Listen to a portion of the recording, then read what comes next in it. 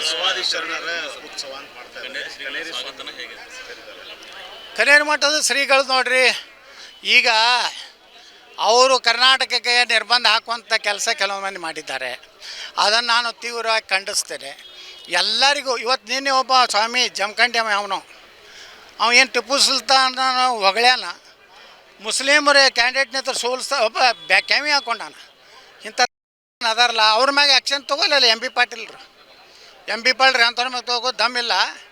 ಕನೇರಿ ಮಠದ ಮ್ಯಾಗೆ ಎಷ್ಟು ಹಾರಾಡ್ತಾರಲ್ಲ ನಮ್ಮ ಎಂ ಬಿ ಪಾಟೀಲ್ರು, ತೊಗೊಳ್ಳಿ, ಅವ್ರ ಮಗು ಕ್ರಮ ತೊಗೊಳ್ಳಿ. ಅವ್ರಿಗೂ ಜಿಲ್ಲಾ ನಿರ್ಬಂಧ ಹಾಕಲಿ.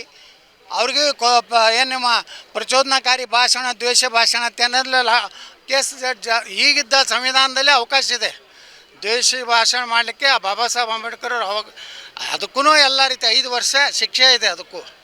ಇದು ಉದ್ದೇಶಪೂರ್ವಕವಾಗಿ BJP RSSನ್ನು ಇದು ಮಾಡಲಿಕ್ಕೆ ಎಂ ಬಿ ಪಾಟೀಲ್ ಹೇಳ್ಯಾರ ಮೊನ್ನೆ. BJP ಅವ್ರು ಯಾಕೆ ಅನ್ಸುತ್ತೆ? ನಾವು ಯಾರಿಗೂ ಅನ್ಸೋದಿಲ್ಲ, ನಿಮಗೂ ಅನ್ಸೋದಿಲ್ಲ, ನಮ್ಮ ವಿರುದ್ಧ BJPಗೆ ಇದ್ದವ್ರಿಗೂ ಅನ್ಸೋದಿಲ್ಲ ನಾವು. ಅವ್ರು ಯಾರೂ ಎಲ್ಲ ಮೊನ್ನೆ ನಾಳೆ 29ಕ್ಕೆ ಏನು ಹಿಂದೆ ಕೂತು ಮಾಡ್ಲಕತ್ತಾರಲ್ಲ, ಅವ್ರು ಯಾರೂ ಪುಕ್ಕಟ್ ಗಿರಿಕಿಗಳು, ಅವ್ರೇನೋ ರೊಕ್ಕ ಖರ್ಚು ಮಾಡಿ ಮಾಡೋ ಗಿರಿಕಿಗಳಲ್ಲ. ಅಲ್ಲಿ ಅವ್ರು ಸುಮ್ಮ ಏನೋ ತಾವು MLA ಆಗ್ಬೇಕಂತ ಮಾಡುವಂಥ ಗಿರಿಕಿಗಳು. ಅವು ಎಂದೂ MLA ಆಗೋದಿಲ್ಲ ಅಲ್ಲಿ.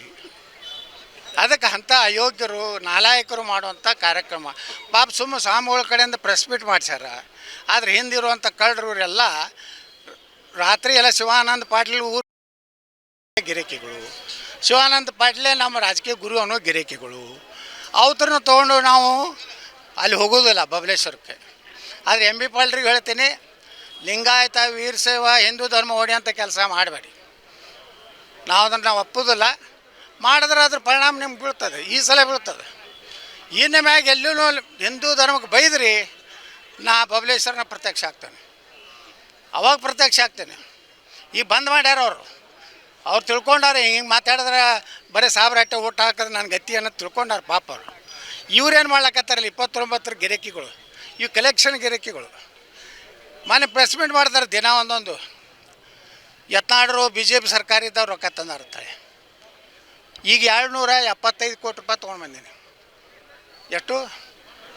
108 ಕೋಟಿ ರೂಪಾಯಿ ಮಹಾತ್ಮ ಗಾಂಧಿ ನಗರ ವಿಕಾಸ ಯೋಜನೆ ಒಳಗೂ ಟೆಂಡರ್ ಆಗಿದೆ. ನಿನ್ನೆ ನನಗೆ ನಗರಾಭಿವೃದ್ಧಿ ಸಚಿವರು ಸುರೇಶ್ ಭೈರತಿಯವ್ರು ಫೋನ್ ಮಾಡಿ ನಿಮ್ಮ ಇದಕ್ಕೆ ಮಾಡಿ ಟೆಂಡರ್ ಮಾಡ್ತಾಯಿದ್ದೀವಿ ಅಂಥೇಳಿ ಸಹಕಾರ ಕೊಡ್ಬೇಕಂತೇಳಿ ನಿನ್ನೆನೇ ಹೇಳ್ಯಾರ. ನಾನು ಮೊನ್ನೆ ಹೇಳಿದ್ದೆ ಅಧಿವೇಶನದಾಗ ಅವರಿಗೆ. ಅದರ ನಂತರ ನಾನೇ 80 ಕೋಟಿ ರೂಪಾಯಿ ತೊಗೊಂಡು ಬಂದೀನಿ. ಸುಮಾರು 200 ಕೋಟಿ ರೂಪಾಯಿ ಮೇಲ್ಪಟ್ಟು ವಿಜಯಪುರ ನಗರಕ್ಕೆ ಬಂದಿದೆ.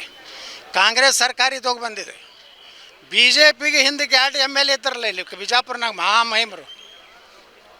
ಗುಂಟ ಮಾಡೋದು ಬಿಟ್ಟು ಏನು ಚಂಡನೂ ಮಾಡಲಿಲ್ಲ.